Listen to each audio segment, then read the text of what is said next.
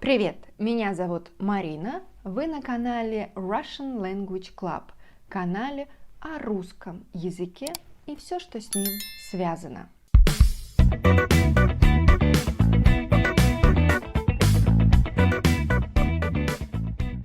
Я надеюсь, что вы уже не первый раз смотрите видео на этом канале и уже знаете, что регулярно выходят видео о префиксах в русском языке. А если вы еще с этим не знакомы, то быстрее переходите в этот плейлист, смотрите другие видео и возвращайтесь, смотрите это видео. Но все же, давайте начнем с основного. Русский язык флективный, состоит из флексий, а флексии это префиксы, суффиксы и окончания. Это то, что мы добавляем к основе, корню, и тем самым появляется то самое разнообразие русского языка, русских форм и так далее. В этом видео мы поговорим про префикс «по». Мы с вами, кстати, уже разбирали префикс «по», когда говорили о глаголах движения. В этом же видео мы будем говорить обо всех глаголах, всех словах и разберем все значения префикса «по». Ну хорошо, возможно, не все, но самые основные точно. Итак, префикс «по» вы знаете в таких словах, как пойти, поехать. Это те самые глаголы движения. Но и другие слова тоже есть. Подружить, познакомить, пожаловаться, помолчать, погулять и другие. Что же обозначает префикс «по» в этих словах? Давайте посмотрим. Первое. Начало действия и обычно непроизвольного. Пойти, поехать, поплыть. Те самые глаголы движения. Полить, подуть, подвинуть. Подвиньте стол поближе к окну, так будет больше света. Девушка побежала к автобусной остановке.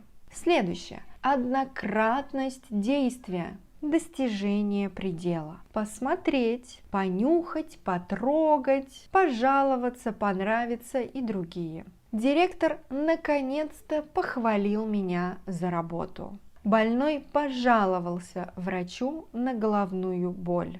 Вдруг послышались шаги, и в комнату вошел отец. Следующее. Поочередность действия и распространение на большое количество лиц, предметов.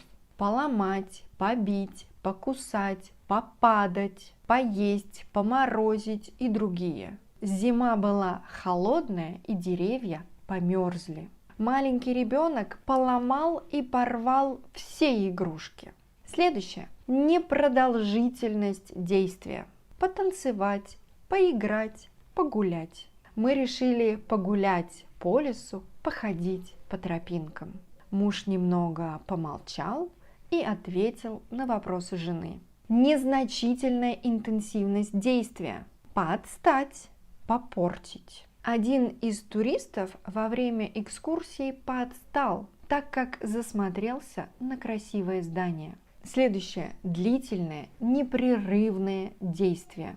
Покашлять, постукивать, побаливать. Зуб побаливает, надо сходить к врачу. Следующее. Наделение признаком. Потолстеть, почернеть, побелеть, покраснеть, помолодеть, посинеть, побледнеть и другие. После экзаменов он похудел и побледнел. Осенью лес пожелтел, а потом зимой все побелело.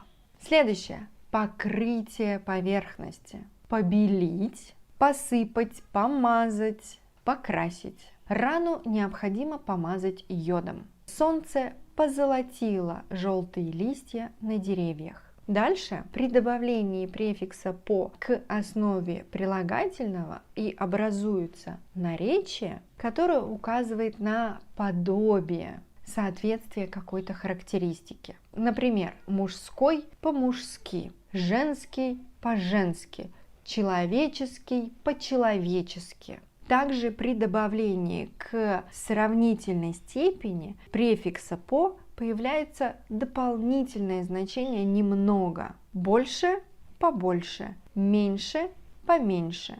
И еще при добавлении к наречиям и прилагательным префикс по указывает на применение или совершение какого-либо действия по отношению к каждому. Поочередно, повекторно. Например, сравнительный анализ проводится повекторно.